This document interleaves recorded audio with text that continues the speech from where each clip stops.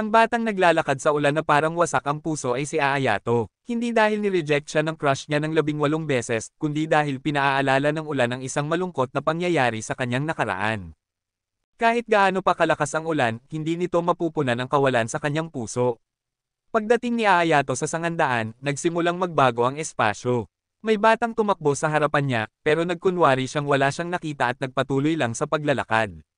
Sa likuran niya ay may dalawang batang mukhang mga bida, isa ay may bughaw na buhok at ang isa naman ay pula. Pagkatapos ay sumakay si Aayato sa tren. Bigla, may lalaking nagmamadaling tumakbo sa unahan ng tren, paulit-ulit na sinasabing may nakita siyang mahalaga at gusto niyang baguhin ang bulok na mundong ginagalawan niya. Nagliyab ang kanyang kamay na nagpapanik sa mga pasahero. Aksidenteng naagaw nito ang atensyon ng dalawang bata at ni Aayato. Sa mismong lugar kung saan nagwawala ang lalaking may kapangyarihan ng apoy, may isang babaeng hindi nakatakbo agad. Tinanong niya ito kung naniniwala ba siyang umiiral ang Divine Gate. Dahil litong-lito ang babae at hindi sigurado kung nasa droga ba ang lalaki o hindi, nagsimula itong paliwanagan siya. Noong sinaunang panahon, nang magsanib ang tatlong mundo, nagkaloob sila sa mga tao ng 6 na uri ng supernatural na kapangyarihan. Simula noon, ang mga totoong gumagamit ng mga kapangyarihang ito ay tinatawag ng Divine Gate, ang lugar kung saan nagiging realidad ang anumang kahilingan. Iginiit niyang hindi siya nakadroga at na ito'y parang isang alamat lamang. Sa madaling salita, gusto niyang sambahin ng mga taong walang kapangyarihan ang mga taong may kapangyarihan tulad niya. Ang sino mang sumubok tumakbo ay agad niyang sinusunog hanggang maging abo. Pumapatay siya ng walang pag-aalinlangan at nakangiti pa dahil naniniwala siyang tama ang kanyang ginagawa. Habang sasaktan na niya ang babae, humakbang si Aayato. Maliwanag na may kapangyarihan din siya. Tinawag siya ng lalaki na isang vigilante at binato siya ng apoy, pero tinanggihan iyon ni Aayato gamit ang tubig. Nang sumugod ang lalaki, ginawa ni Aayato na tila talam ang tubig sa kanyang kamay at sinabuyan ng hiwa ang tiyan ng baliw na pyromancer. Sa sandaling iyon ay dumating ang dalawang bata. Nagpakilala ang bughaw na buhok na babae bilang isang miyembro ng World Council at sinabi niyang arestuhin niya si Aayato. Pero bago pa siya makakilos, narinig ang isang anunsyo, pumasok na ang Nantron sa unang yugto ng Zone Creation. Nabuo ang isang virtual battlefield para kina Aayato at sa dalawang bata, pero hindi lumaban si Aayato at nagpasya siyang umalis. Binalaan siya ng pulang buhok na lalaki na kung aalis siya ngayon, lalabag siya sa batas na tinatawag na Driver Ownership Law. Kalma namang sagot ni Aayato na wala siyang driver. Gayunpaman, sinabi ng bughaw na babae sa pulang buhok na unahin nilang alagaan ang lalaking may apoy dahil malubha ang tama nito. Sa puntong ito, nalaman natin kung bakit galit si Aayato sa ulan, may kinalaman ito sa pagkamatay ng kanyang mga magulang. Muling lumitaw sa harapan ni Aayato ang misteryosong batang nakita kanina at binalaan siyang lagi nang lumalapit sa kanya ang Divine Gate ngunit hindi niya alam kung paano ito sasunggaban. Sa World Council Academy, mabilis na kumalat ang balita tungkol sa insidente sa tren. Hindi sinasadya, pinuri ng lahat ang dalawang bata dahil akala nila silang nakahuli sa kriminal. Pagkababa nila ng elevator, hinamon ng bughaw na babae ang pulang buhok na lalaki sa isang karera. Hindi pa rin makapaniwala ang pulang buhok na wala talagang driver si Aayato, habang ang bughaw na babae naman ay nakaramdam ng nakakakilabot na killing intent mula sa binata.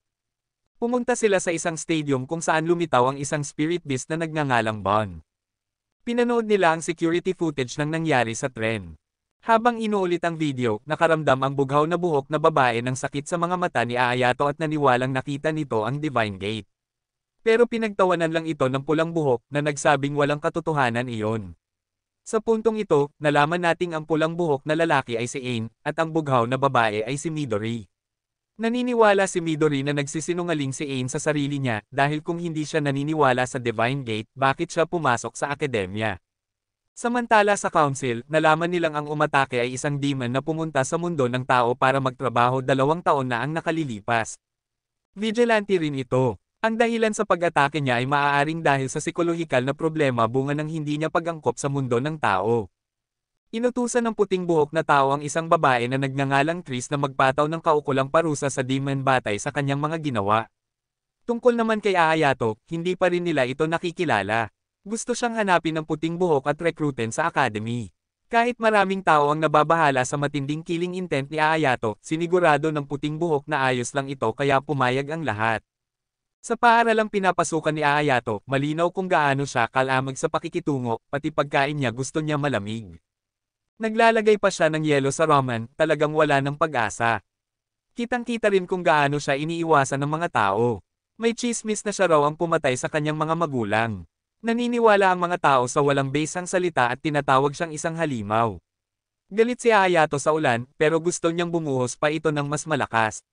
Gusto niyang maging lumaragas ang baha na pawiin ang lahat, ngunit hindi pa rin ito mapapatay ang apoy ng puot na lumalamon sa kanya. Balik sa academy, pumunta sina Ain at Midori sa kanilang master. Mayabang na nagsalita si Ain kaya naparusahan siya. Pinatawag sila tungkol kay Hayato. Ibinunyag ng kanilang master na magiging kasamahan nila si Hayato balang araw. Pinadalhan na siya ng academy ng recruitment letter pero tinanggihan niya ito. Kaya ngayon, ang dalawa ay inatas ang kumbansihin si Hayato na sumali sa academy. Dahil kumilos na ang water spirit, kailangan nilang magmadali. Nang marinig ang pangalan ni Hayato, pakiramdam ni Ain ay pamilyar ito. Ayon sa kanyang master, 4 na taon na ang nakalipas ng guluhin ni Hayato ang buong media dahil sa pagpatay umano sa sarili niyang mga magulang. Samantala, nakatagpo ni Hayato ang water spirit. Hindi iyon ang unang beses na pumunta siya roon. Tulad ng mga naunang paanyaya, ang sagot niya ay pareho pa rin, hindi. Pero naniniwala ang water spirit na kaya niyang iligtas si Hayato, kaya gusto niyang pumunta ito sa academy kahit minsan lang subukan. Pagkatapos nito, nakipagkita si Hayato kay Arthur, ang headmaster ng academy. Diretso sa punto si Arthur at binigyan si Hayato ng isang device na tinatawag na driver, isang driver na espesyal na dinisenyo para sa kanya. Ayon kay Arthur, ang kapangyarihan ni Hayato ay umaakit ng mas malalaking puwersang nagsasama-sama sa iisang lugar. Kung makakalaban siya ng malalakas na kaaway nang wala siyang driver, mahihirapan siyang mabuhay. Ngunit tinanggihan pa rin ito ni Hayato at umalis. Sinabi ni Arthur na iyon ang katotohanan, at kung gusto niyang malaman ang buong katotohanan, dapat bumalik siya balang araw. Paglabas niya sa silid, muling nakasalubong ni Hayato sina Ain at Midori. Siyempre, naroon sila para i-recruit siya sa academy. Malalaman din dito na sa academy, ang tawag sa mga estudyante ay vigilantes. Inimbitahan ni Midori si Hayato na libutin ang academy, pero si Ain ay diretso sa usapan, sasali ba si Hayato o hindi. Hindi malinaw ang sagot ni Hayato at basta siyang umalis. Binanggit ni Midori ang Divine Gate at sigurado siyang nakita ito ni Hayato. Kinumpirma ni Hayato na nakita niya ito ng maraming beses, pero wala siyang kahit isang kahilingan na magtutulak sa kanya para abutin ito. Sa sandaling iyon, humandar na naman ang malakas na bibig ni Ain. Narinig na raw niya ang kaso ni Hayato, pero wala siyang pakialam kung totoo ba iyon o hindi. Ang gusto lang niyang malaman ay kung anong klaseng tao si Hayato. Sa prangkang komento ni Ain, diretsyong sinabi ni Hayato na oo, siya ang kumilos laban sa kanyang mga magulang, at naglakad palayo. Patuloy ang malakas na pagbuhos ng ulan. Muling lumitaw ang misteryosong bata. Tinanong siya ni Hayato kung ano ang kailangan niya, pero ngumiti lang ang bata. Alam niyang nagsisinungaling si Hayato. Sabi ni Hayato na pinatay niya ang kanyang mga magulang pero hindi iyon totoo. Hindi siya makakain ng mainit na pagkain dahil hindi siya nilulutuan ng kanyang mga magulang. Sa panlabas, mukha siyang malamig. Pero sa loob, labis siyang salat at naghihirap. Paano niya ito nalaman? Dahil nakita niya ang lahat. 4 na taon na ang nakakalipas, may tunay na pamilya si Hayato. Pero mas mahal ng kanyang mga magulang ang nakababata niyang kapatid. Hindi iyon simpleng favoritism lamang. Nagpatayo pa sila ng hiwalay na storage room para ihiwalay si Hayato sa pamilya. Ang pagkain niya ay puro sabaw at tinapay, parang nasa bilangguan lang. Lumipas ang mga araw niya sa ganitong kalupitan. Isang araw ng bagyo, kinain ng asong gala ang pagkain ni Hayato. Hindi siya nagreklamo at ibinigay na lang ito. Biglang lumitaw ang kanyang nakababatang kapatid. Alam niyang gusto nang sumigaw si Hayato. Alam niyang gusto nitong patayin ang 2 taong iyon. Ramdam niya ang malalim na lamig sa puso ni Hayato. Kaya niya sana itong iligtas, pero ayaw niya. Gusto niyang malunod si Hayato sa kawalan. At ang misteryosong batang ito ay nasaksihan ng lahat. Samantala, naabot ni Arthur ang Divine Gate. At nang tumawid siya roon, ang mundong nasa kabilang panig ay isang purong apokalipsis. Dinala tayo ng naglalagablab na apoy sa kwento ni Ain. Noong bata pa siya, mahilig siyang panoorin ang kanyang ama habang nagsasanay. Ang apoy ng kanyang ama ay nagbibigay ng init sa kanya. Ang apoy na iyon ang naging liwanag na gumabay kay Ain sa kanyang sariling landas, ang landas na hindi na kayang lockeran ng kanyang yumaong ama. Nagising si Ain mula sa panaginip at nakasalubong sina Midori at ang water spirit. Tinangka ng water spirit na buhusan siya ng tubig para magising pero nainas siya at umalis. Hindi pa rin mawala sa isip niya ang sinabi ni Ayato noong araw na iyon. Para kay Ain, ang pamilya ay lahat-lahat, pero si Ayato ay tila wala lang pakialam. At higit pa dyan, sila ay apoy at tubig, likas na hindi magkasundo. Sa opisina ng headmaster, nakipagkita si Arthur sa isang lalaking kasing asta ng payaso, si Loki. Ipinagtimpla niya si Arthur ng kape. Narinig daw kasi niyang may bagong ire-recruit si Arthur. Ano man ang kinagigiliwan ni Arthur, interesado rin daw siya. Pagkasabi nito, umalis siya. Samantala, madalas magpakain ng mga asong gala si Ayato ng tinapay at gatas. Muling lumitaw ang misteryosong bata at patuloy na tinatamaan ang mga takot ni Ayato.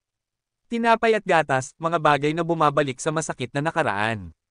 Sinabi ng bata na anuman ang nakaraan, hindi na ito mababago. Habang umaalis ang bata, dumating ang grupo ng Water Spirit para hanapin si Ayato. Bago pa makapagsalita si Ayato, agad siyang inimbite ni Midori na sumama sa academy. Napansin niyang mahal sila ng mga pusa, pero ang hinuha ni Ayato ay nandyan lang ang mga ito dahil pinapakain niya sila. Muling nagingay ang bibig ni Ain, sinasabing kung hindi gusto ni Ayato ang mga pusa, hindi niya sila papakain. Ginagawa niya iyon dahil gusto niya. Dagdag pa niya, kapag nagtaksil ka sa tunay na nararamdaman ng puso mo, 100 ulit iyong mas masakit. Pero ayon sa Water Spirit, hindi iyon pagtataksil. Lahat ng tao ay may mabuting bahagi, pero hindi ibig sabihin nito na lagi silang magiging mabuti. Hindi kayang kontrolin ng lahat ang sarili nila, lalo na kung bata pa sila. Sa dami ng estrangherong pumupunta upang kumbansihin siyang sumama, tinanong ni Ayato kung may mababago ba talaga kapag pumasok siya roon. Nagtanong si Midori kung ano ang gusto niyang baguhin, pero nanahimik lang si Ayato, na lubhang ikinabahala niya dahil pinagdaanan niya rin ang ganitong pakiramdam. Hindi pa rin sumagot si Ayato, kaya nag-init ang ulo ni Ain at umalis. Lumitaw si Ban at sinabi na ang ugali ni Ain ang magiging kahinaan niya. Habang naglalakad si Ain, napansin niyang paano nagkaroon pa rin ng ganitong sirang lugar sa lungsod. Akala niya naayos na ng council ang lahat. Ang dahilan kung bakit sumali si Ain sa academy ay dahil sa kanyang yumaong ama, isang lalaking kinilala bilang Saint's Genius, at may kapangyarihang higit pa sa council. Ngunit isang araw, habang nasa misyon, namatay ito. Sinabi ng council na aksidente raw sa laboratorio, pero hindi iyon pinaniniwalaan ni Ain. Determinado siyang tuklasin ang katotohanang itinatago ng council. Balik kay Ayato. Umaasa si Midori na mauunawaan ni Ayato si Ain. Ang isang taong nawala ng amang kinabiliban niya ay hindi basta-bastang makokontrol ang sarili. Akala ni Ayato na dahil iyon sa pagpatay niya sa kanyang mga magulang. Pero hindi naniniwala si Midori na ginawa niya iyon. Nakikiramay ang Water Spirit sa paghihirap ni Ayato at sinabing magkikita sila sa susunod bago umalis kasama si Midori. Muling lumitaw ang misteryosong bata. Mahirap mang marinig, kailangan niyang sabihin, ang pagiging mausisa ni Ain ay katulad ng kay Ayato, kaya dapat niyang sundan si Ain. Maaari siyang makinabang dito, maaaring hindi, pero sigurado siyang may magbabago. Kung mananatiling tahimik si Ayato, walang mababago kailanman. Samantala, habang naglalakad si Ain sa slums, lumapit sa kanya ang isang batang pulubi para humingi ng pera. Magbibigay na sana siya, pero naalala niya ang sermon niya kay Ayato kanina kaya huminto. Tinanong niya kung nasaan ang mga magulang ng bata, at ang sagot nito, busy sila. Pagdating ni Ayato, agad tumakbo ang bata sa kanya, hindi kay Ain. Kilala pala nila ang isa't isa dahil madalas pakainin ni Ayato ang bata. Ngayon, wala siyang dalang pagkain kaya inalok niyang ilabas ang bata para kumain. Akala ni Ain ginagawa lang ni Ayato iyon dahil gusto niyang maramdaman ang ganong pakiramdam. Ngunit sa pagkakataong ito, hindi na nahimik si Ayato at sinagot siya, hindi mo ba sinubukan gawin ang parehong bagay? Tinamaan si Ain ng sariling logic niya. Pagkatapos, tinanong niya kung bakit hinahayaan ng mga magulang ang bata na mamaalamos. Hindi pa raw kasi nakikita ni Ain ang tunay na mundo. Bawat tahanan, bawat bulaklak, bawat buhay ay magkaiba. Kung lahat ng tao ay masaya at maayos ang buhay, hindi sana lumalabas si Batman gabi-gabi para bugbugin ang mga kriminal. Ayaw pa ring makinig ni Ain at nagpasya siyang hanapin ang mga magulang ng bata. Sabi ni Ayato. At pagkatapos, papaaralin mo siya ng 12 taon para sa huli ay mabaigo siya sa pag-ibig. Natigil ang bangayan nila nang magsimulang mag-ikot ang isang patrol driver sa lugar. Biglang nakialam si Loki sa isang robot at aksidenteng nailipat ito sa combat mode, kaya nagsimula itong umatake sa lahat ng nandoon. Tinawagan ni Ain ang council, ngunit sinabi nilang wala silang na-detect na malfunctioning driver. Matapos lamang niyang ipadala ang video ay nagpadala sila ng backup. Sa takot, tumakbo ang batang pulubi papasok sa isang bahay, ngunit na-detect ng robot ang paggalaw at umatake, kaya natabunan ang bata sa gumuhong pader. Dumating ang ama, pilit na lumalakad kahit pailay. Gusto niya sanang iligtas ang anak niya, pero hindi kaya ng kanyang paa. Pinagmumura pa siya ni Aim, sinasabing iligtas niya ang anak niya. Kalaunan, sinabi ng council na reconstruct nila ang area, at isang battle arena ang lumitaw. Dumating si Midori para tumulong. Sinabihan ni Ain si Aayato na umalis at patayin ang apoy, sabay abot ng driver. Kinuha ito ni Aayato at tumakbo. Sa sandaling iyon, inactivate ni Ain at Midori ang kanilang mga driver. Spear ang kay Midori, at gloves naman ang kay Ain. Sa labas, ginamit ni Aayato ang sarili niyang driver, isang espada. Isang hiwa lang at nagpaulan siya ng bagyo upang patayin ang apoy. Matapos talunin ang robot, lumabas sina Ain at Midori para iligtas ang bata. Ngunit tila may problema sa mata ni Ain dahil bigla niyang sinigawan ang ama ng bata kung bakit hindi niya sinagip ang sariling anak. Kinailangan pang pag-alitan siya ni Aayato. Ang pailay na paa ng lalaki ay dahil sa isang gas explosion na nag-iwan sa kanya ng matinding phobia sa apoy, isang walang malay na takot na pumipigil sa kanya kahit gusto niyang kumilos. Alam niya na kailangan niyang iligtas ang kanyang anak pero nilamon siya ng takot. Alam ito ni Aayato dahil itinuro na ito sa kanya noon. Narinig ng ama ang boses ng anak niya at doon siya natauhan. Gumapang siya para lapitan ito, ngunit natakot na ang bata dahil sa nangyari. Paulit-ulit na humingi ng tawad ang ama. Nang makita ito, tila may kumislap na neuron sa utak ni Ain. Sinabi niya sa bata na lapitan ng ama dahil kung hayaang manig ang takot, pagsisisihan niya iyon habang buhay. Pinayuhan din ni Aayato ang bata, at tumakbo na ito papunta sa kanyang ama. Muling lumitaw ang misteryosong bata sa tabi ni Aayato at sinimulang gibain ang kanyang loika. Ang taong may malakas na awareness ay hindi ibig sabihing mabuti dahil sa mga sandaling hindi sila mulat, kaya pa rin nilang gumawa ng masama. Alam niyang malinis ang awareness ni Aayato, pero matagal na iyong nadungisan ng mga taong tumalikod sa kanya. Ibinunyag niya na sa kanilang pamilya, hindi lang si Aayato ang ipinagkanulo, pati ang nakababatang kapatid niya. Naalala ni Aayato ang araw na umuulan at ang tanging naririnig niya ay ang sigaw ng kanyang mga magulang. Pagdating niya, patay na ang mga ito, at ang kapatid niya ay nakatayo sa ulan, hinuhugasan ng tubig ulan ang dugo. Wala itong emosyon sa mukha. Tiningnan lang siya, nagpaalam, at lumakad palayo. Hinabol ito ni Aayato. Nang hawakan niya ang kamay ng kapatid niya, nakita niya ang Divine Gate. Ngunit sa huli, hindi niya ito kayang pigilan. Sa kasalukuyan, nagpa siya si Aayato na sumali sa academy. Labis na natuwa si Arthur sa dalawang magandang balitang sabay niyang natanggap. Una, dumating na si Aayato sa academy. Pangalawa, natagpuan na niya ang susi upang buksan ang Divine Gate na magdadala rin sa kanila roon. Masaya ang lahat dahil bawat isa ay may misteryong gustong maresolba. Nang umalis ang tatlo, tinawag ni Arthur sina Loki at ang lalaking nagngangalang Oz. Mukhang may kakayahan si Oz na magbasa ng isip, kaya alam na niya ang tungkol sa susi ng Divine Gate. Sigurado siyang patutol ang konseho, ngunit sinabi ni Arthur na hindi niya inaalok ang plano ng palihim. Patutol man sila o hindi, kikilos pa rin siya. Sumang-ayon si Loki kay Arthur, habang nag-aalangan pa si Oz. Pero nang makita niya ang determinasyon sa mukha ni Arthur, pumayag na rin siyang sumunod at nangakong tutulong sa abot ng kanyang makakaya. Umalis si Arthur upang ayusin ang pulong. Samantala, mas masigasig kaysa dati ang pag-eensayo ni Midori. Mula sa malayo, pinapanood siya ni Aayato at ang misteryosong bata. Ipinahayag ng bata na nakikipagbuno si Midori sa pagitan ng kanyang malay at hindi malay na isipan. Sa kanyang puso, gusto lang niyang maging mas malakas. Patuloy pa rin siyang umatake kahit tapos na ang oras, at tumigil lang nang dumating ang guro. Kinagabihan, nagdaos ang akademya ng welcome party para kay Aayato. Dinalhan siya ni Midori ng pagkain, pero tumanggi siya dahil hindi siya makakain ng mainit na pagkain, tinatanggihan ng kanyang puso ang init. Natatakot siyang kapag naramdaman niya muli ang kabaitan at ginhawa, baka hindi niya na ito kainin bitiwan. Biglang nabasag ang isang basong tubig ng isang kamag-aral, na pumihil sa iniisip ni Aayato. Maya-maya, nilapitan siya ng parehong babae at tinanong kung bakit niya hinahanap ang Divine Gate. Ayaw sanang sumagot ni Aayato, ngunit sumali sa usapan si Midori. Nang matapos ang party, sina Midori at Ain na lang ang naiwan upang maglinis. Dahil natalo si Midori sa bato papel gunting at nangakong ang matatalo ang maglilinis, kailangan din tulungan siya ni Ain. Nagtaka si Ain kung bakit laging nagpupursige si Midori at gusto laging mauna. Doon nagsimula si Midori na magkwento.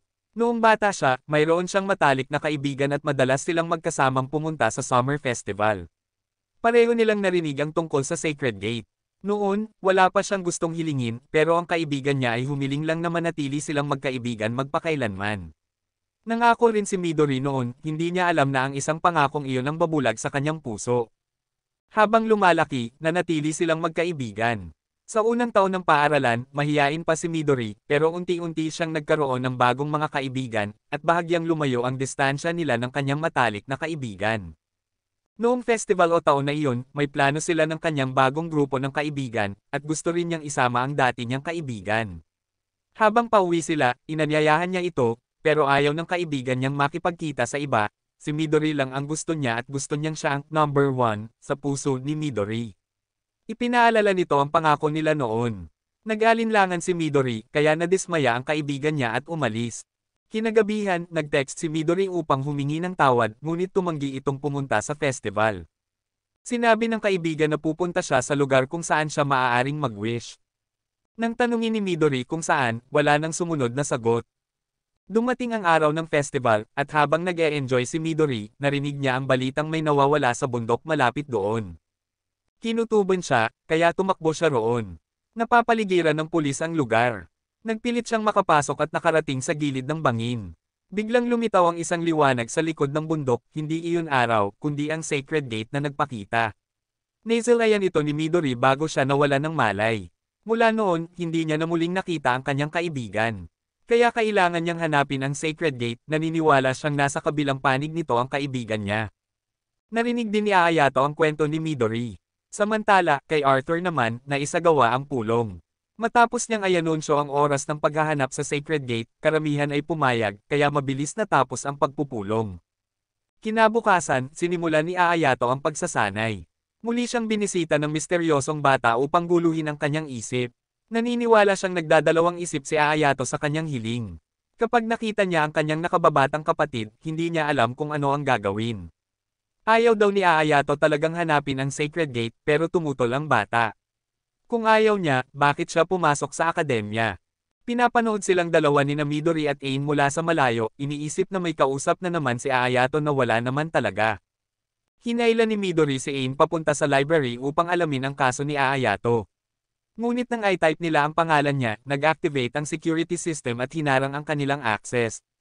Nakakuha rin ng notification si Arthur, pero abala siya sa bagong prototype ng automated driver na develop. Naroon ang lahat ng miyembro ng konseho para obserbahan, maliban sa isang nawawala ng ilang araw, hindi na rin iyon inalintana ni Arthur. Pagkatapos ng training, umuwi si Ayato upang maghanda sa pagpasok. May drone pa ring nagbabantay sa kanya, minomonitor siya ng isang council member na naniniwalang pinatay niya ang kanyang ama, at naghahanap ito ng ebidensya para maaresto siya. Pagdating niya sa paaralan, tinanong siya ni Midori at Ain kung may koneksyon ba siya sa konseho. Tinulungan niya silang maunawaan, at kahit masungit magsalita si Ain, mabait itong tao at gusto lang talagang tulungan si Ayato. Ipinakilala naman ni Midori ang social media platform ng paaralan kung saan pwedeng mag-post ng kahit ano. Hindi interesado si Ayato kaya umalis. Nagmamadaling humabol ang dalawa. Bigla namang nakatanggap si Midori ng mensahe mula kay Blue Stray Cat na kilala sa kakayahang makapasok sa classified info ng konseho. Hinala ni OK na isang hacker ang nag-leak nito, pero nag-click pa rin si Midori para makita ang laman. Iilan lang ang may access sa ganoong impormasyon, kaya kailangan nilang makuha ang access card ng taong iyon. Kaya pumunta ang dalawa sa silid ng Water Spirit para maghanap. Makalipas ang ilang sandali, nahanap din nila ito. Pagbalik ng Water Spirit, wala nang ibang paraan si Midori kundi ilabas ang paborito niyang cake para maakit ito. Habang dinidistract niya ang Water Spirit, na-snatch naman ni Ain ang access card. Pagkatapos nila itong gamitin, nagawa nilang ma-access ang impormasyon tungkol kay Ayato. Habang naghahalongkat, nagulat sila nang malaman na konektado ang kaso ni Ayato sa Blow Christmas incident. 2 taon na ang nakalipas mula ng 2 armadong mamamatay ang pumatay sa 666 na inosenteng tao, at hindi pa rin natatagpuan ang mga salarin. May isang testigo na nagpatunay na isa sa mga killer ay isang batang lalaking blonde ang buhok at may hawak na kutsilyong gawa sa tubig. Lumitaw ang pangalan ni Ayato sa listahan ng mga sospek, ngunit wala namang ebidensya. Hindi lang siya pinaghihinalaang pumatay sa kanyang mga magulang, pati na rin sa mass murder case, talagang napakalas ng kanyang kapalaran. Nang susubukan pa ni Midori na mag-access ng mas mataas na data, kailangan na nito ng mas mataas na clearance. Sa sandaling iyon, nahuli sila. Nakilala ni Ain ang taong dumating, si Biro, miyembro ng team ni Arthur. Samantala, nakatanggap si Ayato ng isa pang mensahe mula sa Blue Stray Cat, na nagsabi na alam niya kung sino talaga si Ayato at nais nitong mangyari muli ang Blue Christmas. Sinundan ni Ayato ang lokasyon para hanapin siya.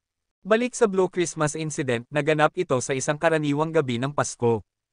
Biglang buong shopping center ay nabalot sa kulay asul at lumabas mula sa itaas si Ayato. Nang lapitan siya ng isang gwardya, isang iglap lang at pinagpapatay niya ito. Pagkatapos noon, nagsimula siyang magwala at pumatay ng sunod-sunod. Gumamit siya ng yelo upang harangan ang mga daanan ng pagtakas ng mga tao. Habang nalulunod sa dugo at galit, may isang taong walang takot na lumapit sa kanya. Hinangaan ng batang iyon kung paano pumatay si Ayato nang hindi man lang kumukurap. Ginilitin ni Ayato ang bibig ng bata at ginawa itong kasamahan. Nagpatuloy ang dalawa sa pagmasaker. Noon din nasa lugar sina Biro at ang kanyang ama. Nang makita ni Ayato sila, inialay ng ama ni Biro ang sarili upang mailigtas ang anak. Sa kabutihang palad o kamalasan, dumating si Arthur para iligtas ang mga natira pang nabubuhay. Sa kasalukuyan, natukoy ni Biro si Ayato bilang sospek. Hindi man niya makita ang isa pang taong sangkot, sigurado siya na ang blonde-haired, blue-eyed boy ay si Ayato. Ngunit hindi naniniwala si Ain dahil kulang sa ebidensya. Humiling si Biro sa kanilang dalawa na tulungan siyang malaman ang katotohanan, pero ang gusto lang talaga ni Ain ay mapatunayan ang pagiging inosente ni Ayato. Sinuri ni Biro ang surveillance cameras ngunit naputol ang feed. Si Midori naman, alam ang lokasyon ni Ayato gamit ang kanyang cellphone. Natagpuan nila ito sa guho ng shopping center kung saan naganap ang Blue Christmas. Samantala, nakaharap na ni Ayato ang Blue Stray Cat. Tuwing-tuwa ang lalaki nang muling makita si Ayato, ngunit wala siyang maalala tungkol dito. Ipinaliwanag ng lalaki na matapos siyang makuha, ilang beses siyang sinailalim sa eksperimento, ngunit naghihintay pa rin siya sa pagbabalik ni Ayato. Nakita niyang nagiba ito, mas nagniningning ang mga mata nito. Ang aura ay banayad, hindi katulad ng dati nitong malamig at walang emosyon. Dumating si Biro at agad niyang nakilala ang lalaki bilang ang Saint's Genius, si Dinger. Napagtanto rin ni Midori na siya ang Blue Stray Cat na nagpadala ng mensahe sa kanya. Alam ni Biro na may impormasyon si Dinger kaya pilit niya itong pinapasalita. Tinawag ni Dinger ang isang kawan ng mga driver at tinawanan silang lahat dahil tinatangka nilang labanan ang Saint's Genius. Napaligiran si Biro kaya humingi siya ng saklolo sa grupo ni Akane. Naghiwa-hiwalay ang apat upang hawakan ang sitwasyon. Sumugod si Ayato upang harapin si Dinger. Matapos ang ilang sagupaan, napagtanto ni Dinger na hindi na ito ang Ayato na dati niyang kilala. Para bang nagkamali siya sa taong minamahal, kaya nawala ang interes niya. Tinawag niya ang prototype driver upang labanan si Ayato. Dahil nasa testing stage pa ito, marami itong depekto. Madaling naputol ni Ayato ang control mask at na-disable ito. Sinamantala ni Dinger ang pagkakataon upang tumakas at tinawag pa si Ayato na number 2. Hiniling ni Biro kay Ayato na ikumpisal ang katotohanan tungkol sa Blue Christmas. Sasabihin na sana ni Ayato na siya ang may gawa, ngunit pinigilan siya ni Akane. Kung hindi ikaw ang gumawa, huwag mong akoan, sabi niya. Sa sandaling iyon, muling nag-activate ang driver. Pag-scan nito sa paligid, kinilala nito si Ayato bilang master. Nagmungkahi si Midori na kumuha ng larawan ni Ayato kasama ang bagong miyembro at i-post sa social media. Pagka-upload, agad itong nilike ng Water Spirit. At ngayon, ngumiti na si Ayato. Mula sa malayo, pinagmamasdan ito ng nakababatang kapatid ni Ayato. Sa mga sumunod na araw, dinala ang grupo ni Ayato sa isang abandonadong lugar para sa training. Ayon kay Bon, lugar iyon na hindi kayang bantayan ng council. Pagdating nila, napakaligaw na parang tinitirhan lang ng mga ligaw na damo. Nagtaka si Ain kung bakit walang supervisor kung training iyon. Dumating si Jinji at sinabi kay Akane na kung ayaw niya, umuwi na lang siya, na humantong naman sa panibagong pagtatalo ng dalawa. Maya-maya, dumating na rin ang team ni Jinji, naroon si Hikari at si Yukari, na tila may interes kay Ayato. Kapag nakumpleto na ang dalawang grupo, tumungo na sila sa loob ng abandonadong lugar. Doon nila nakita ang isang tao na may suot na horse mask. Inakala nilang nagkamali lang ito ng lugar at binaliwala. Ngunit nang sabihin nitong siya ang kanilang supervisor, napahinto sila. Inalis nito ang maskara at ipinakilala ang sarili bilang si Betty mula sa team ni Arthur. Sobrang sabik si Gingy kaya agad siyang humiling kay Betty na simulan ang training, kaya binigyan niya sila ng biglaang misyon. Hahatiin ang grupo sa dalawang team upang hanapin ang daan patungo sa itinakdang rendezvous point pagkatapos ay nagsimula na silang maghiwa-hiwalay. Habang papasok sila sa kagubatan, nadatnan nila si Biro at isa pang lalaki. Ito ang unang hamon nila. Ang lalaki ay nagngangalang Pelo at kailangan nila siyang talunin sa isang one-on-one match. May inilatag na sumo ring at kailangan nilang makipagbuno kay Pelo para makausad. Dahil sa sobrang pag-init ng dugo, hinubad ni Ain ang kanyang damit at sumugod agad para lumaban. Nakita ni Midori na pareho silang nakahubad at agresibong lumalaban, kaya naisip niyang baka magkakasundo rin ang dalawa. Boys become friends after a good fight, isip niya. Nang lingunin niya si Ayato, nakita niyang naghuhubad rin ito ng short, handang pumasok sa laban. Sa ikalawang round, kinailangang dumaan ng grupo ni Ayato sa True or False Question Challenge. Ang tanong, kung si Mr. Virus at Ikanen ay maglalaro ng bato gunting papel, ano ang pipiliin niya? Pumili si A ng bato at agad siyang nahulog sa putikan. Tama ang sagot ni Ayato. Si Mr. Virus ay hindi maglalabas ng kahit ano. Habang naghuhugas ng mukha, tinitigan ni A ng bracelet na bigay ng kanyang ama. Palagi niyang hinahabol ang bakas ng apoy na iyon. Kahit gaano pa katagal ang lumipas, nananatiling nakaukit sa alaala niya ang nagliliyab na larawang iyon. Isang snap na tunog sa likuran ang nagpalingon sa kanya. Nagulat din ang babae at napadulas sa puno. Sa pagmamadali, nahulog si Ain sa ilog. Kahit basa at hirap ang sarili, una pa rin niyang tinanong ang babae kung ayos lang ito. Ngumiti ang babae at natawa, kaya naupo silang dalawa at nag-usap. Nakita ng babae ang kwintas ni Ain. Alam niyang itinatangi ito ni Ain, syempre, dahil alaala ito ng kanyang ama. Binigyan ng babae si Ain ng tanong kung pipili ka sa kwintas o sa mga kaibigan mo, ano ang pipiliin mo. Para kay Ain, hindi patas ang paghahambing. Naiinggit ang babae kay Ain dahil may mahalagang bagay itong pinoprotektahan. Sa sandaling iyon, dumating sina Ain at Ayato, at biglang naglaho ang babae. Siya at ang grupo niya ay nagtatago lamang sa mga palumpong upang obserbahan ang grupo ni Ayato. Samantala, mino-monitor din ng council ang grupo ni Ayato. Hindi natuwa ang ilang miyembro sa training method ni Arthur, mas mukha raw itong laro kaysa totoong training. Pagsapit ng gabi, narating ng grupo ni Ayato ang rendezvous point. Dumating rin agad ang team ni Gingy, at nagyaya siyang maligo muna ang lahat. Napansin ni Ayato na may bumabagabag kay Ain kaya tinanong niya ito. Ikinwento ni Ain ang tungkol sa misteryosang babaeng nakita niya sa kagubatan. Pagkatapos magpahinga, nagtipon silang lahat para sa meeting. Hindi rin nila maintindihan ang tunay na layunin ng training na ito, pati si Betty ay walang ideya. Ipinasa lamang niya ang mensahe ni Arthur, bawat pagpili ay may kaakibat na consequence. Pagkatapos ay binigyan niya ng panibagong misyon ang dalawang team. Kailangan nilang marating ang isang gasolinahan sa gitna ng gabi. Sa daan, nakasalubong nila ang pangkat ng mga bestman.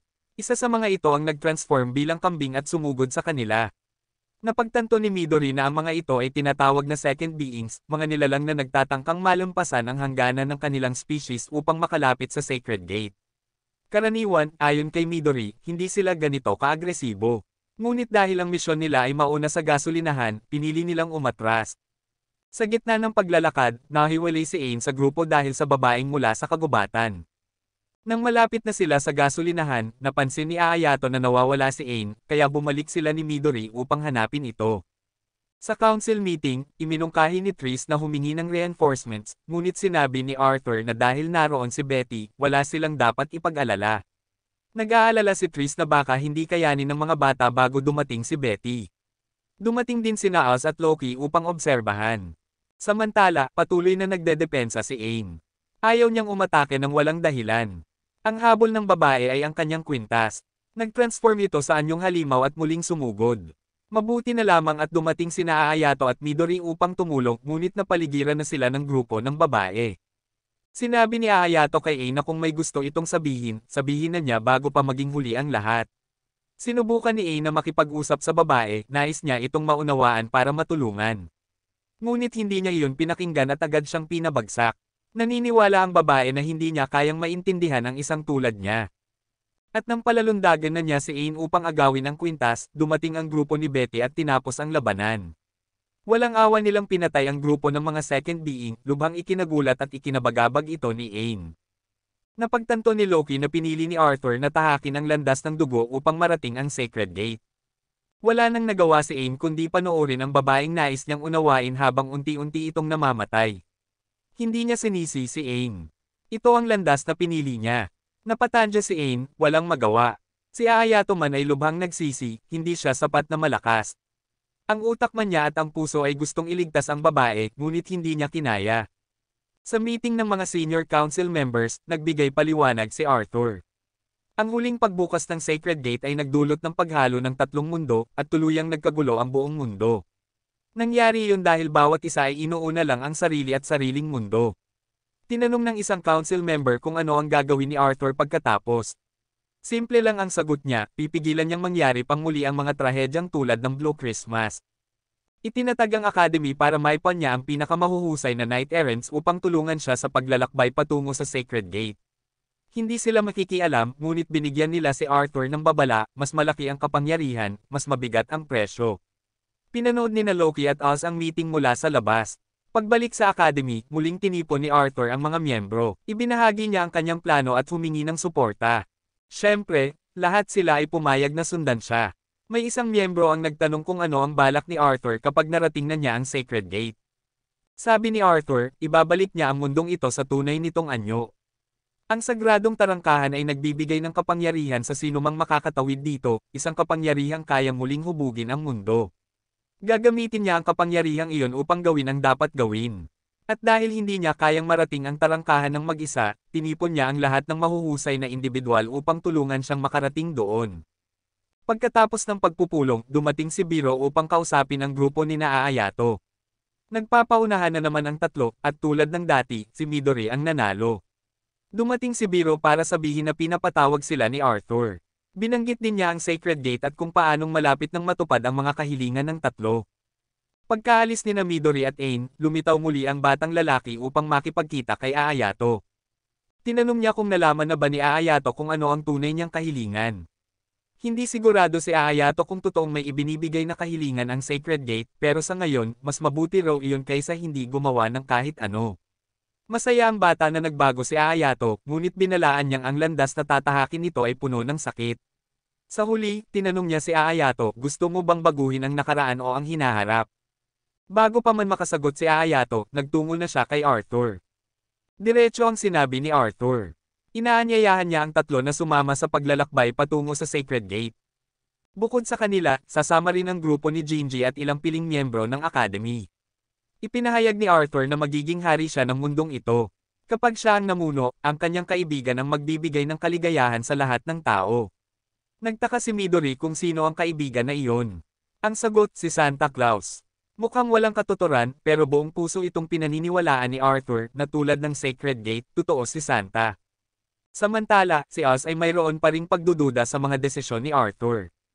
Ngunit si Loki, sa kabila ng kanyang pagiging pilyo, ay lubos na nagtitiwala sa kanya. Nakilala ni Loki si Arthur noong bata pa ito. Noong natuklasan ni Arthur na Diyos si Loki, natuwa siya. Ngunit nang tanungin ni Loki kung gusto ba niyang maging Diyos, umiling si Arthur. Mas gugustuhin niyang maging hari. Noon ay nasa gitna ng digmaan ang mundo, malamang dahil masama ang hari ng panahong iyon. Kung magiging hari si Arthur, makakapagdala siya ng kapayapaan. Lubhang naantig si Loki, at mula noon, nagpasya siyang maglingkod kay Arthur, sapagkat tungkulin ng Diyos na paglingkuran ang hari. Samantala, si Oz ay lumabas na at kasama ang 4 na drivers ay nagpaputok ng 4 na sandata paitaas sa langit. Lumabas sina Ayato upang pag-isipan kung sasama ba sila kay Arthur o hindi. Nag-aalala sila na baka iisang tao lang ang mabigyan ng kahilingan sa Sacred Gate, ang unang makakarating dito. Ngunit tiwala ang mga espiritu na ang kahilingan ay ibibigay sa sinumang makarating dito. Dahil dito, nagpasya sina Aang at Midori na sumama. Si Ayato ay nag-aatubili pa, pero napaniwala rin siya ng Water Spirit.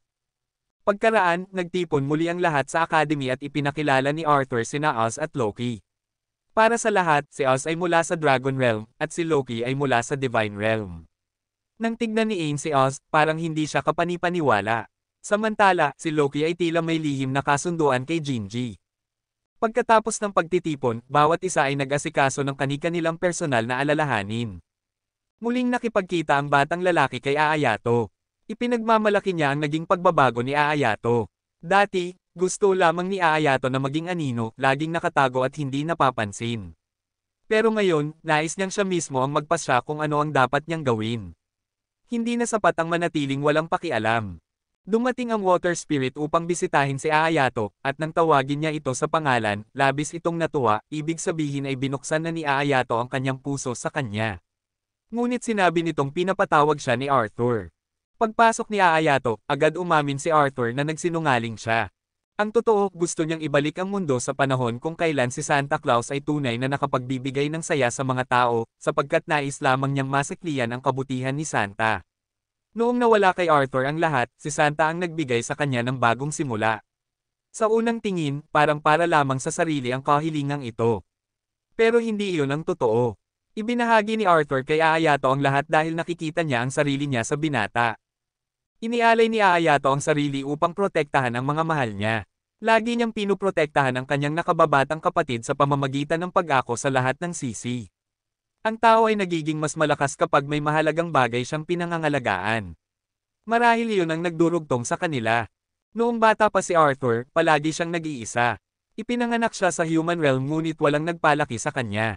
Pakiramdam niya, siya lang ang tao sa isang napakalawak na mundo. Isang araw, lumitaw ang Sacred Gate, at dahil sa kuryosidad, pumasok siya rito at nadala sa isang napakagandang lugar, ang Celestial Realm. Ngunit nanatili ang kahungkagan sa kanyang puso. Hanggang sa isang araw, may batang lalaki ang lumitaw. Nagulat itong malaman na tao si Arthur, na iniwan siya, at sakay na sakay, araw iyon ng Pasko. Ibinigay ng batang lalaki kay Arthur ang isang regalo. Tinanong ni Arthur kung sino siya, at ipinakilala nito ang sarili, Santa Claus.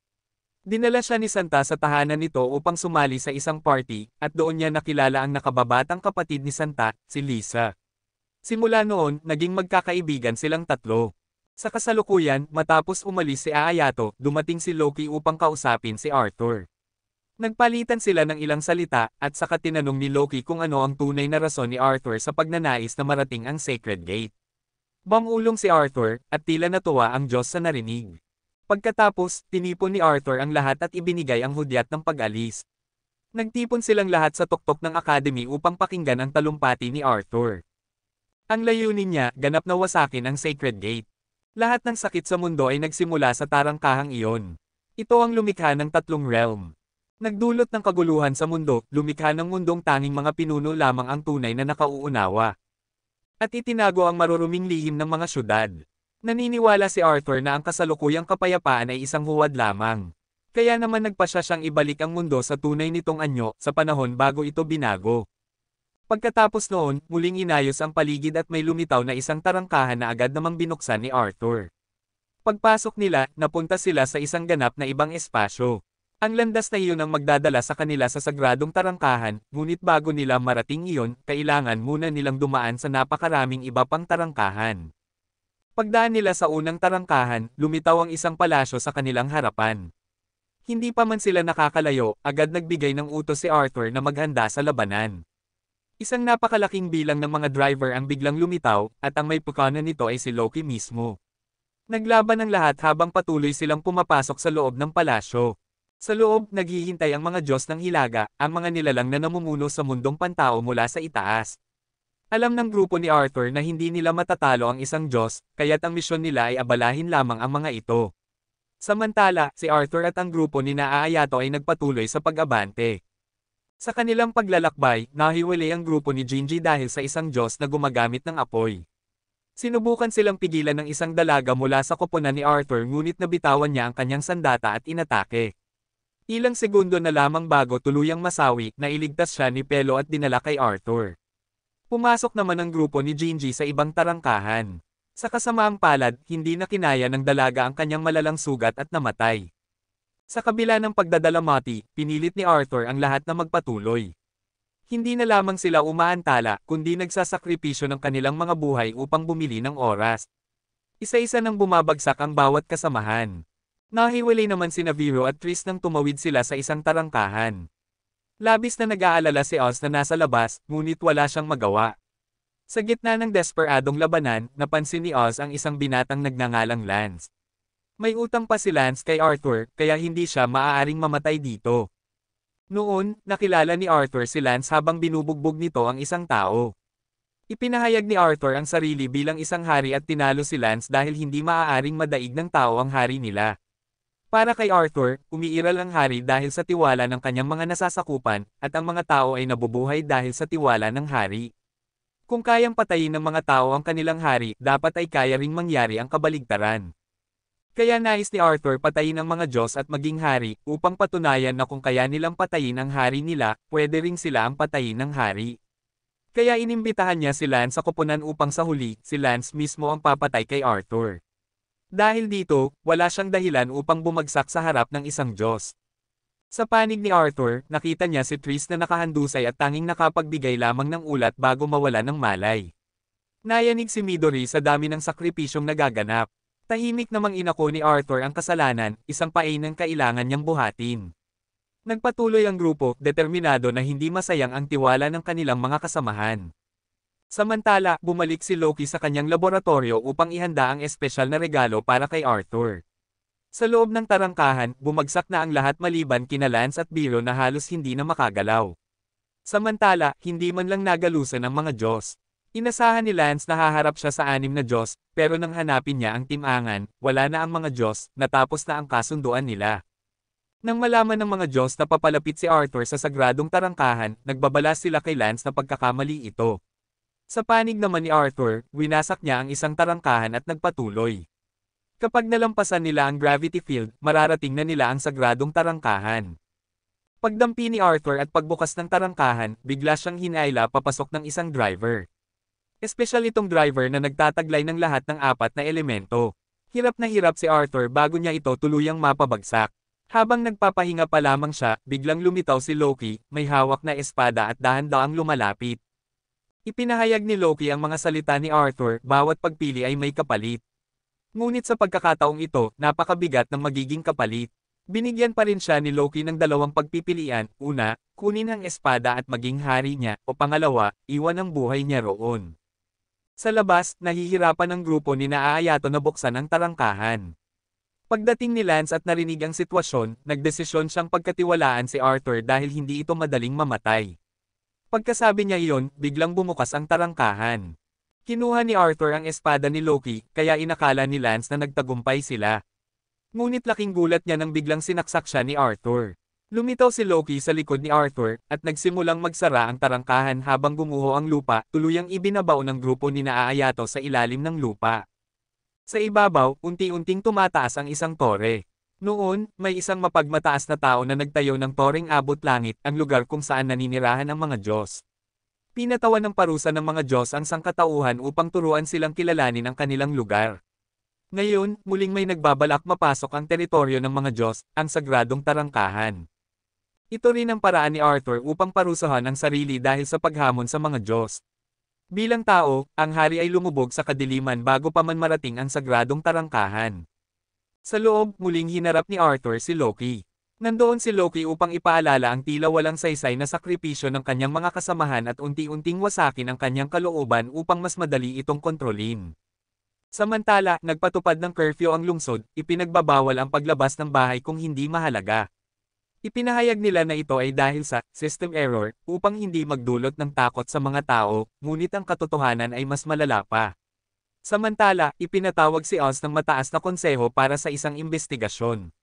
Naniniwala si Oz na ang plano ni Arthur na wasakin ang sagradong tarangkahan ay isang pagtatangkang maglunsad ng kudeta laban sa konseho, kaya nagpasya siyang parusahan si Arthur para sa kanila. Gayunpaman, hindi tinanggap ng konseho ang desisyon ni Oz na tawagin ang mga Diyos ng Hilaga. Iginiit ni Oz na dahil kasama si Loki sa mga pangyayaring ito, naglakas loob siyang tawagin sila. Nainis na ang konseho kay Oz at nais na nilang ipatawag si Loki para sa investigasyon. At sa mismong pagbanggit nila ng pangalan niya, biglang lumitaw si Loki. Kumpirmado, totoo ang pag-aaklas ni Arthur. At ayon kay Loki, siya na raw ang bahala kay Arthur at tinapos na niya ang lahat ng kakampi nito. Pagkatapos ng pagpupulong, hinarap ni Oz si Loki tungkol sa pagkamatay ng lahat. Si Loki naman, totoo man o hindi, ay sinabing pareho lang silang nasa iisang bangka. Inakusahan pa niya si Oz dahil sa pagtawag nito sa mga Diyos ng Hilaga kaya naganap ang mga pagkamatay. Lubos na nabagabag si Oz dahil ang orihinal na plano nila ay malayong-malayo sa naging resulta. Samantala, ang mga adventurer na konektado kay Arthur ay kailangang magtago. Palihim silang kinakausap ng mga espiritu. Iniulat ng mga espiritu na wala pang ginagawang hakbang ang konseho, ngunit nag-iingat ito sa mga adventurer. Nakapasok pa ang water spirit para magdala ng gamot at mga damit bago agad umalis para hindi magdulot ng hinala. Pag-alis ng mga espiritu, nabunyag na ang lugar na pinagtatagwan ng grupo ni Naayato ay mismong bahay ni Santa Claus. Habang sinusuri ang sitwasyon, lumalabas na wala pa ring galaw ang konseho. Naniniwala si Jingy na ang pagpatay ni Arthur kay Lance ay isang lubhang pagtataksil. Sila Midori at A naman ay kumbinsidong hindi iyon gawa ni Arthur, kundi si Uchiha o si Loki ang kumokontrol sa kanya. Nagpapasalamat si Jingy na iniligtas ni Santa Claus ang kanyang grupo, ngunit dahil kaibigan ni Santa ang isang traidor, mahirap para kay Jingy na magtiwala sa kanya. Tinanong ni Santa si Jingy kung alam ba nito kung bakit naroon siya noong nasa panganib ang grupo niya. Dahil nangako siya kay Arthur na ililigtas niya ang mga bata. Sa panig naman ni Loki, bumalik siya sa laboratorio at inutusan ng lahat na maghanda dahil isang malaking trahedya ang paparating. Sa pagkakataong ito, inimbitahan pa niya ang mismong may akda ng trahedya, si Shakespeare, ang makata ng Avon, para makiisa. Samantala, pinahihirapan pa rin si Oz ng katotohanang hindi direkta ngunit siya ang naging sanhi ng pagkamatay ng maraming bata. May nagdala sa kanya ng tubig at nakilala si Midori. Pagsapit ng gabi, ibinahagi ni Santa Claus sa grupo ni Naayato ang katotohanan tungkol sa Blue Christmas, isang lihim na tinago ng konseho. Inilahad din niya ang tungkol sa pagkamatay ng ama ni Ain at kung saan naninirahan ang kaibigan ni Midori, mga impormasyong tinago rin ng konseho. Lubhang nagalit ang lahat sa kanilang mga nalaman. Kaunti lamang ang alam ni Santa, ngunit sigurado siyang tinulungan ni Loki ang konseho upang pagtakpan ang lahat ng ito. Matapos ang Blue Christmas incident, palihim na minanmanan ni Santa si Loki. Manipulado ng Diyos na mandiraya ang konseho, at naniniwala si Santa na ang layunin ni Loki ay buksan ang sagradong tarangkahan at muling likhain ang mundo. Walang pakinabang si Loki sa hakbang na iyon, ngunit likas sa isang Diyos na magtamasa sa pag-aaway ng lahat para sa sagradong tarangkahan. Ang pagkakamali ni Santa ay nang ibunyag niya ang katotohanan kay Arthur. Dahil doon, pinagpasyahan niya ngayon na ipagsapalaran ang lahat upang wasakin ang sagradong tarangkahan. May plano si Santa upang iligtas si Arthur, ngunit mag-isa ay wala siyang magagawa. Kailangan niya ang tulong ng mga kabataan. Sa katotohanan, tila ipinapadala niya sila sa kamatayan.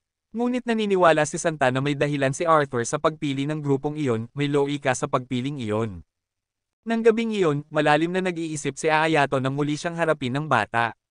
Tinukoy nito ang mga kakulangan ni Aayato. Hindi pa rin daw siya nagdedesisyon, puro pag-aalinlangan. Muling tinanong ng bata kung nais ba niyang baguhin ang hinaharap o ang nakaraan. Ngunit napagtanto ni Aayato na wala siyang nais baguhin, kahit isa. Pagkaalis ng bata, dumating si Jingy upang kausapin siya. At pagkaraan, nang nagtipon ng lahat, nagpa siya ang grupo ni Jingy na bumalik sa akademya. Naniniwala pa rin sila na traidor si Arthur at hindi nila mapagkakatiwalaan ang sinabi ni Santa Claus. May ilang bagay na nais pang patunayan ni Jingy. Samantala, nagpa siya si A na bumalik sa sagradong tarangkahan. Bukod sa paghahanap ng katotohanan sa pagkamatay ng kanyang ama, nanaisin niyang iligtas si Arthur at pigilan ang pagkasayang ng lahat ng sakripisyo. Siyempre, sumama sina Aayato at Midori kay Ain. Kaya naghiwalay ang dalawang grupo. Pagbalik sa akademya, inimbestigahan ang grupo ni Jingy. Inakusahan nila ang iba ng pagtataksil, ngunit sila mismo ang nagkanulo sa lokasyon ni Aayato kay Loki. Subalit pagdating nila, wala na iyon. Si Santa pala ang naghanda. Gumamit siya ng mahika upang guluhin ang kanilang alaala at maloko sila. Pero hindi pa rin sumuko si Jingy. Pagbalik nila sa akademya, nagpakalat siya ng maling balita sa mga espiritu, na nadiskubre ni Loki ang grupo ni Naoto at kailangan silang sagipin. Naniwala ang mga espiritu at agad tumakbo upang tingnan, kaya nalantad ang lokasyon ng mga bata. Agad na nilikha ang isang zone at sa labas ng gusali ay nakaabang ang napakaraming driver para sa grupo ni Naayato. Pinayuhan ni Santa Claus ang mga bata na bumalik na sa akademya para hindi siya madamay. Ngunit tumanggi sila. Kapag may sinimulan ka, dapat mo itong tapusin. Kaya nagpas siyang manatili ang tatlo at tulungan si Santa. Ngunit iginiit ni Santa na siya na ang bahala. Kinuha niya ang isang baseball bat at lumabas upang lumaban. Pagpalo pa lang niya, sumabog ang paligid. Samantala, nakatakas ang grupo ni Naayato sa isang nakatagong tunnel sa ilalim. Ngunit bigla silang inilipat at nahiwalay sa mga espiritu. Si Loki, na nag-utos kay Shakespeare na ipagpatuloy ang kwento, ang may pagkana nito. Ang grupo ni Naayato ay napunta sa ibang mundo. Habang tumatakbo sila palayo sa mga driver, patuloy silang kinukutya ni Loki. Lumabas ang isang itim na butas, dahilan upang mahulog ang tatlo sa isang bitag. Ngayon, nasa entablado na sila. Sinubukan ni Aayato na umalis, ngunit naharang siya ng isang ilusoryong pader. Inutusan ni Loki si Shakespeare na maghanda ng ilang dula upang libangin ang grupo ni Aayato. Agad namang ipinatawag ni Shakespeare sina Hamlet, Macbeth, at ang mga kasama sa kanyang teatro. Gusto ni Loki na dagdagan ni Shakespeare ng kaunting pagbabago, ang palabas kaya nagsimula itong magsulat. Ang unang dula ay tungkol sa isang babaeng may naglalagablab na puso na nagngangalang Akane. Ang ikalawa ay tungkol sa isang taong nagtangkang patayin ang hari ngunit nabigo at nahuli, si Midori. Ang huli ay isang lalaking bersyon ng Cinderella, si Aayato, gwapo pero miserable. Habang sumusulat, lalong na-excite si Shakespeare. Napilitang umarte si Anne at halos hindi mapigilan ng lahat ang matawa. Pagkatapos ay lumabas ang isang fellow bilang ama. Ibinente niya si Anne sa mga maharlika, at kapag hindi niya sila napasaya, inaapak-apakan siya. Si Midori naman ay nakakulong pa rin at naghihintay ng hatol habang si Aayato, may sakit, ay walang magawa. Bumalik kay Anne, isang araw ay nakatanggap siya ng isang liham na magbabago sa kanyang buhay, imbistasyon sa isang piging kung saan pipili ang prinsipe ng magiging asawa. Masaya at malungkot si Anne dahil sa suot niyang maruruming damit at kawalan ng maayos na kasuotan. Siya ay bibigyan sana ng tulong ng wizard, ngunit nainip si Loki at gusto niya ng mas magandang eksena. Habang nag-iisip si Shakespeare, biglang namatay ang mga ilaw sa entablado. Mula sa wizard ay lumitaw ang isang pamilyar na boses, masaya raw siyang makita muli ang kanyang anak. Lumipat ang eksena sa piging at habang sumasayaw, napagtanto ni Aina ang kasama niya ay ang kanyang ama. Samantala, nakatakas si Midori mula sa kulungan at bumalik upang makita ang kanyang kaibigan. Habang abala sina Loki at Shakespeare sa pag-uusap, sinamantala ng ama ni Aine ang sandali upang hilahin siya palayo. Pagkatapos ay naisip ni Shakespeare ang isa pang dula. Sa dulang ito, dapat ay nasa bisig ni Athel si Aine, si Midori naman ay tatakas kasama si Macbeth, at si Aayato ay magkahawak kamay kasama si Hamlet. Sa huli, mamamatay silang lahat. Sa eksena ni Aayato, nalalaglag na ang huling dahon. Habang nakahiga siyang naghihingalo, nag-flash ang mga alaala ng kanyang pamilya. Bigla na lamang nawala ang kanyang sakit. Bumangon siya at tumakbo. Sa panig naman ni Aine, dinala siya ng kanyang ama sa lugar na hindi maaabot ni Loki. Ang una niyang ginawa pagdating doon ay hindi yakapin ang kanyang ama, pinagsusuntok niya ito sa inis. Sinisi niya ito sa pagpapanggap na patay na nagdulot ng sobrang hirap sa kanyang ina. Humingi lang ito ng tawad. Pagkatapos ay inanyayahan siyang maglaro ng catch tulad noong bata pa siya. Samantala, si Midori na tumatakbo paalis ay nakarinig ng pamilyar na tinig, ang tinig ng mahal niyang kaibigan. Bumalik siya sa nakaraan. Ngayon, hinabol niya ito at sa wakas ay nagtagpo silang muli. Pareho silang natuwa at nangakong hindi na maghihiwalay. Muling bumalik ang dalawa sa Summer Festival. Sa huli, bumalik si Aayato sa kanilang lumang bahay kung saan lumitaw ang kanyang nakababatang kapatid. Nagsimula itong magsisi dahil iniwan niya noon si Aayato. Humingi siya ng tawad dahil hindi niya napigilan ang kanilang mga magulang sa pananakit kay Aayato at sana raw ay makabalik siya upang tulungan ito. Dito nagsimulang makaramdam si Aayato ng kakaiba. Hindi ganito ang kapatid na nakita niya noon ay malamig, walang pakialam, at palaging minamaliit siya. Ngayon ay puro matatamis na salita ang sinasabi nito. Agad na napagtanto ni Aayato na bahagi pa rin ito ng dula. Sa panig ni Aine, habang naglalaro sila ng catch ng ama, patuloy itong nagsasalita tungkol sa pagsisisi at pangarap nitong maging masayang pamilya ulit. Napaisip si Aine, hindi ito ang ama na kanyang hinangaan. Hindi ito ang taong basta sumusuko sa pangarap. Nagsimulang magduda si Aine. Tuluyang nabasag ang ilusyon, ang kaharap niya ay hindi ang kanyang ama, kundi isang fellow. Si Aayato naman ay nalaman na si Hamlet ang katapat niya. Pati si Midori ay nakahalata. Tinanong niya ang kaibigan tungkol sa friendship keychain na pareho nilang dala, ngunit wala itong alam tungkol dito, kaya na lamang si Macbeth pala ang kausap niya. Nabigo silang tatlo sa kani-kanilang misyon. Nagulat si Shakespeare sa resulta. Ngunit walang pakialam si Loki. Para sa kanya, hindi ang aktor ang lumilikha ng dakilang dula, kundi ang karakter mismo.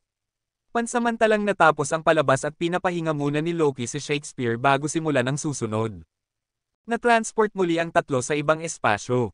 Si Aayato ay dinala sa dating battlefield. Lumitaw ang batang lalaki at mabilis siyang pinapaalis bago dumating ang Northern Gods. Si A naman ay napunta sa lugar na napapaligiran ng mga tangke. Habang naglalakad, dumating ang mga driver upang habulin siya. Nang makorner siya, isang pagsabog ng apoy ang dumaan at tinaboy ang mga driver. Lumitaw ang isa pang figurang parang ama. Ngunit dahil sa nangyari, hindi agad naniwala si Aang. Kaya nagpakita ang ama ng ilang galaw at nagsiwalat ng ilang sikreto, tulad ng pagiging takot niya sa dilim noong bata at kung paano siya umiiyak. Unti-unti siyang napaniwala. Pinayuhan siya nitong bumalik at sinabi na kakausapin niya ang council. Nang nabanggit ang council, agad na nagtanong si Aang.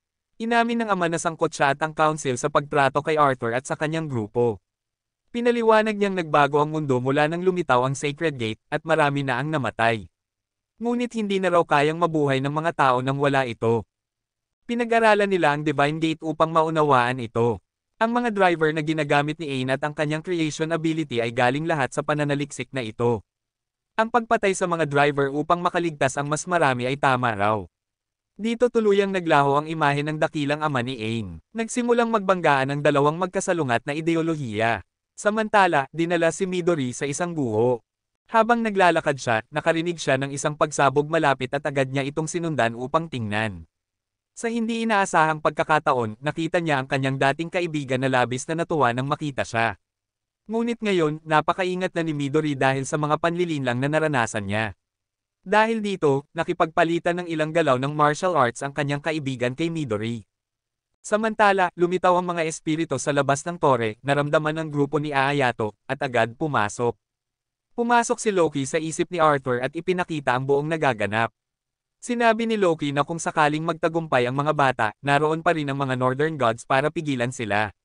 Tumawa si Arthur at sinabing kung mangyari iyon, mabibigo ang plano ni Loki. Ngunit hindi iyon alintana ni Loki. Plano niyang gamitin ang grupo ni Ayato upang i-reset ang mundo. Gayunpaman, sa kasalukuyan, iisa pa lamang sa kanila ang may hawak ng susi ng gate. Ang dalawa na may kailangan munang makaranas ng isang damdaming tinatawag na absolute despair upang makuha ang susi. Samantala, ang kanilang kaibigan na may sakit sa baga ay ipinatawag ng council. Hindi nila siya inusisa. Sa halip, sinabi nilang wala na silang tiwala kay Loki at walang silbi si Oz. Ang tanging pag-asa nila ngayon ay si Gingy. Ipinaliwanag ng council na parehong gumagalaw ang mundo ng mga celestial at mundo ng mga demonyo. Sa ngayon, tanging si Gingy na lamang ang makararating sa Divine Gate dahil wala nang sasama sa kanya. Nakuha na si Hikari ng mga nilalang ng Celestial World at natagpuan na si Yukari ng mga taga-Demon World. Tila nahanap na rin ni Santa Claus ang hinahanap niya, ngunit naunahan siya ng isang Diyos. Balik kay Midori, matapos magpakita ng ilang galaw, inilabas ng kaibigan niya ang friendship keychain. Doon lamang nakilala ni Midori na siya nga talaga ito. Ngunit iba na ang kaibigan niya, nagbago na siya. Napag-isip-isip niya ang mga sinabi noon ni Midori at ngayon ay may sarili na siyang bagong koponan. May bago rin siyang pangalan, Dorothy. Gayunpaman, nakaramdam pa rin ng pagsisisi si Midori sa mga nasabi niya noon. Agad siyang inaliw ni Dorothy. Habang nag-uusap sila, dumating ang isang Northern God. Sinabihan ni Midori si Dorothy na umalis dahil ito ay hamon niya. Tumakbo siya upang ilayo ang Diyos mula kay Dorothy. Ganito rin ang nangyari kay Aang. Isang Diyos ang biglang sumali sa labanan nila ng kanyang ama. Inutusan ng ama ni Aang ang mga driver na hilahin si Aang palayo habang ginagamit niya ang natitirang driver upang bumuo ng isang dambuhalang braso para dakmain ang Diyos. Ilang beses na umatras ang Diyos, ngunit sa huli, nahuli rin ito. Ngunit hindi iyon sapat para talunin ang isang Diyos. Binuwag ng Diyos ang braso at sinugod ang ama ni Akane, sinaksak siya. Niyakap ng ama ang Diyos at humingi muli ng tawad kay Aang at kanyang ina bago niya isinakripisyo ang sarili kasama ang Diyos. Samantala, na-corner na si Midori. Nagpakawala ang Diyos ng sibat papunta sa kanya, ngunit tumalon si Dorothy upang protektahan siya at itinulak siya pababa sa bangin.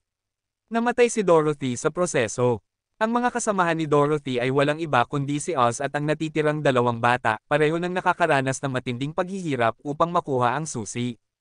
Samantala, si Ayato ay inakay ng bata papunta sa Divine Gate. Dumating din ang Water Spirit sa lokasyon niya, at lumabas na matagal na niyang nakita ang batang iyon noon pa. Nagpatuloy silang tatlo sa paglalakbay. Paglagpas sa susunod na gate, hinarap sila ng nakakainis na nakababatang kapatid ni Ayato. Samantala, sina Aang at Midori ay hindi pa rin makapaniwala sa pagkamatay ng kanilang mga mahal sa buhay nang matagpuan sila ng batang lalaki. Sinabi nitong makakaranas pa sila ng mas matinding kawalan ng pag-asa kaysa sa naranasan nila. Matapos patayin ng nakababatang kapatid ni Aayato ang kanilang mga magulang, inako ni Aayato ang lahat ng kasalanan ng kapatid. Ang natira sa puso niya ay pawang pagsisisi at kawalan ng pag-asa. Inanyayahan sila ng bata na sumama sa kanya papuntang Divine Gate. Sa panig ni Aayato, nagbalik tanaw ang magkapatid. Noon, napakahigpit ng kanilang mga magulang. Minsang nagkamali ang nakababatang kapatid, itinali siya sa puno sa gitna ng ulan. Wala nang nagawa si Aayato kundi humingi ng paumanhin. Sa kabilang banda, nang si Aayato naman ang nakatali, lubhang nanlungo ang kapatid dahil wala siyang magawa. Kalaunan, ginawa ni Aayato ang lahat upang protektahan ang kanyang kapatid. Sinimulan niyang sadyang suwiin ang kanilang mga magulang, ginagawa ang lahat upang magalit ang mga ito. Napagtanto ng nakababatang kapatid kung gaano kalakas si Aayato. Alam niyang nakita ni Aayato ang Divine Gate noong bata pa siya, dahil tanging mga taong may matinding lakas ng loob at kalooban ang makakakita nito. Isang araw, hindi na nakayanan ng kapatid ang lahat at sinunog niya ang kanilang bahay. Siyempre, nang malaman ito ng mga magulang, inako ni Aayato ang pananagutan. Ngunit para sa nakababatang kapatid, lalo lamang pinahirapan ni Aayato ang sarili. Bago niya sinaktan ang kanilang mga magulang, lumapit muna siya kay Aayato. Gusto niya sanang saktan muna si Aayato, ngunit tumigil siya nang makita nito ang walang buhay na mga mata ni Aayato. Tumakbo siya palabas at nakita ang Divine Gate. Inakala niyang ang tingin na iyon ni Aayato ay tingin ng pangmamaliit. Akala niya, ipokrito si Aayato. Bakit hindi siya tumakas kasama niya noon? Bakit ginusto nitong Okoan mag-isa ang lahat? Unti-unting nilamon ng kadiliman ang kanyang inosenteng paghanga hanggang sa naging galit at pagkalito. Ang dahilan kung bakit hindi umalis si Aayato ay dahil naniniwala siyang balang araw, makababalik silang dalawa upang muling painitin ang pamilya. Mahal sila ng kanilang mga magulang, pareho. Sobra lang silang istrikto sa pagpapalaki. Madalas sinusundan ng ina si Aayato kaya labis niyang ninanais ang isang masayang pamilya. Gayunpaman, hindi matanggap ng nakababatang kapatid ang huwad na pamilyang iyon. Nang ang mga salitang puno ng kabiguan ay naging walang saysay, napalitan ito ng karahasan. Sumiklab ang galit ng nakababatang kapatid, summoned niya ang dalawang espada at sumugod kay Aayato, ngunit ayaw pa rin siyang saktan ni Aayato. Patuloy na umiwas si Aayato at sinubukang kausapin ang kanyang kapatid. Naawa ang espiritu ng tubig kay Ao matapos malaman ang katotohanan. Muling lumitaw ang batang lalaki at sinabi sa espiritu ng tubig na may paraan siyang tulungan si Aayato. Samantala, nagtipon na ang mga Diyos sa labas upang lipulin si Aayato, ngunit hinarang din sila ni Oz. Labis siyang nagsisi sa pagkamatay ni Dorothy at ngayon ay handang tumindig laban sa lahat ng Diyos. Nagsummon si Oz ng isang dragon na nagpabuwal sa lahat. Sa loob, hindi pa rin mapaniwala ni Aayato ang nakababatang kapatid, kaya napilitan siyang bunutin ang sariling espada. Ngunit hinayaan niya ang nakababatang kapatid na maunang umatake, dahilan upang maitulak siya sa alanganin. Nang handa na sanang tagay ng nakababatang kapatid si Aayato, biglang sumingit ang espiritu ng tubig at tinanggap ang atake. Gaya ng pangako nito, tinulungan nitong muli si Aayato. Sinubukan ng nakababatang kapatid na patayin ang espiritu ng tubig, ngunit si Aayato, na tila nasa trances, ay nagpakawala ng malakas na enerhiya at inatake ang kanyang kapatid. Nararamdaman ng nakababatang kapatid ang pagpaslang na intensyon mula kay Aayato, at sa halip na matakot, nakadama siya ng saya. Nakamit niya ang nais niya. Umalis siya, sinabihang muli silang magtatagpo para sa isa pang laban. Dumating ang mga espiritu at ang grupo ni Akane, at sinabi ng mga espiritu sa espiritu ng tubig na sila na ang bahala. Ang kanilang tungkulin ay tumawid sa Divine Gate. Pagpasok nila sa loob, muli nilang nakita ang batang lalaki, ang tunay na anyo ng Divine Gate. Inihayag ng bata na siya ang susi sa Divine Gate at ang kailangan lamang ay ang tatlong batay lumakad papasok upang masagot ang lahat ng kanilang mga katanungan. Bawat isa sa kanila ay may kanya-kanyang hangarin, kaya naglakad silang magkakasama. Samantala, narating na ni Santa Claus ang tuktok ng tore upang hanapin si Arthur. Si Loki ang unang umatake ngunit hinarang siya ni Null. Determinado si Null na bawiin ang kalayaang ninakaw ni Loki mula kay Arthur. Habang nakikipaglaban, nagawa niyang makalapit kay Arthur at nasaksak siya nito. Ngunit ito ang plano ni Null, ginamit niya ang kapangyarihan upang makapasok sa isipan ni Arthur.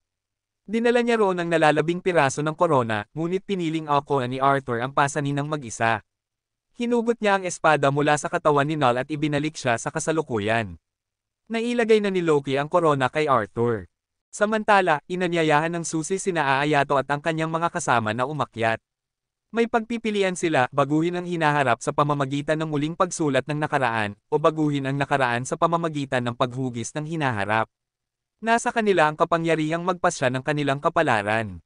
Ngunit bago pa man sila makalakad, hamarang ang mga Diyos. Basag na ang kanilang mga driver at ubos ang lakas. Mag-isa nang nakatayo si Oz laban sa mga Diyos. Ayaw ng mga Diyos na dumisan ng mga tao ang Divine Gate. Lumitaw ang susi at itinulak silang lahat pabalik. Pinanindigan ng mga Diyos na hindi kayang kontrolin ng tao ang kapangyarihang baguhin ang kapalaran, magugunaw ang kaayusan at lulubog sa kaguluhan ang mundo. Tinuligsan ng susi ang kanilang katwiran kung ang mga Diyos mismo ay nagkakamali, karapatan ng tao na piliin ang sarili nilang kapalaran. Ngunit inagaw ng mga Diyos ang kalayaang iyon. Sinabi ng mga Diyos na sila ang nagbigay ng buhay sa tao. Pinayuhan ng susi sina Aayato at ang kanyang mga kasama na magtuloy dahil ito na ang bahala sa mga Diyos. Nagbago ang susi tungo sa isang higanti, at idineklara nitong hindi nito kakampi ang tao, pero hindi rin ang mga Diyos. Kaya dapat pumili ang tao ng sarili nilang kapalaran. Lahat ng naruroon ay nagpasya mula sa puso, may ilan na dumanas ng tindi ng sakit, at nalaman nilang hindi na kailangan ng mundong ito ang mga Diyos. May ilan na buong buhay naghanap ng kanilang ama, ngunit nang makita ito'y inagaw naman ng mga Diyos. At may ilan na buong tapang hinabol lamang ang kanilang pinakamatalik na kaibigan. Pinag-isa sila ng iisang galit laban sa tinatawag na pinakamataas na kapangyarihan. Hindi malakas ang mga tao, ngunit malalim ang kanilang pagnanais, at iyon ang dahilan kung bakit nasa panig nila ang susi. Itinulak nito ang mga Diyos palabas ng Divine Gate. Wala nang makapipigil sa kanila. Lumilitaw ang hagdanan, isang hakbang na lamang para marating ang kanilang mithiin. Ngunit biglang lumitaw ang pilyong nakababatang kapatid, si Jinji. Naniniwala si Jinji na hindi dapat gamitin ang Divine Gate para sa pansariling kapakanan. Ang mga tagapamahala ng mundo ang dapat gumamit nito upang panatilihin ang kaayusan. Kapag tumawid ang grupo ni Aayato, mawawala ang council at kasama nito ang kaayusan ng mundo. Walang katarungan ang mundong ito. Kahit gaano kabuti ang isang tao, hindi tiyak ang patutunguhan. Kahit anong pagsisikap, may mga bagay na imposibleng makamit. Sa huli, tanging ang mga napili ang may kapangyarihan. At dahil dito, kailangan ng council upang mapanatiling, normal, ang kaguluhan ng mundo. Ngunit sagot ng susi, ito mismo ang dahilan kung bakit nais nila itong baguhin. Siyempre, hindi lamang pagtupad ng mga hangarin ang maaaring mangyari, maaari rin itong wasakin ang mundong nilikha ng mga Diyos. Kayang hubugin ng grupo ni Aayato ang mundo ayon sa kagustuhan nila, maaari silang maging parang mga Diyos. Ngunit may dapat silang pag-isipan. Ang lahat ay magiging eksakto ayon sa nais nila, at maaari nilang pamunuan ang mundo. Naniniwala si Aayato na karamihan sa mga hangarin ay hindi natutupad, kaya namuhay siya ng buhay na puno ng pagsuko at pagbitaw. Ngunit minsan ay sinabi ni Arthur na nagiging mas malakas ang mga tao kapag may mas mahalaga silang pinahahalagahan kaysa sa kanilang sarili. Nagbago si Aayato matapos niyang makilala ang kanyang mga kaibigan. At ngayon, naniniwala siyang ang nais niyang gawin ay mas mahalaga kaysa sa mga dating hangarin niya. Kahit umasa ang mga tao sa kapangyarihan ng mga Diyos, hindi sila magbabago. Tanging tao lamang ang maaaring magbago sa sarili nila. Sumang-ayon sina Ain at Midori sa pananaw ni Aayato. Nang marinig iyon, nagpasya si Jinji na umalis, sapagkat tila iyon ang mga salitang nais niyang marinig. Nagpasya ang grupo ni Aayato na huwag tumawid sa Divine Gate. Hindi nila babaguhin ang mundo para lamang sa sariling kapakanan. Nagpasalamat si Aayato sa susi dahil palagi itong nasa kanyang tabi at lagi siyang tinutulungan. Natuwa ang susi at tuluyan itong naglaho. Pagkawala ng Divine Gate, muling lumitaw si Loki. Sa hindi inaasahan, iwiniwas-iwas ni Arthur ang kanyang espada at tuluyang winasak ang tore kasama ang landas patungo sa Divine Gate. Umalis si Arthur kasama si Loki. Nakaligtas ang grupo ni Aayato at ang mga espiritu mula sa pagguho. Sa kanilang pagtataka, buhay pa pala si Lance. Sinabi niyang nabuhay silang muli dahil sa kapangyarihan ng isang tao. Sa ngayon, aalis muna sila, ngunit sa susunod na pagkakataon ay ililigtas nila si Arthur. Bumalik si Jinji upang mag-ulat sa council. Naging reyna ng kaharian ng langit si Hikari, at naging reyna naman ng kaharian ng demonyo si Yukari. Sinalaylayan ni Arthur ang kanilang grupo para sanayin sina Ain at Midori, at ipinagkaloob nila ang huling relikya ni Dorothy kay Oz. Naglaan ng oras si Aayato upang makipaglaro sa espiritu ng tubig. Umikot ang end credits, at dito nagwakas ang kwento.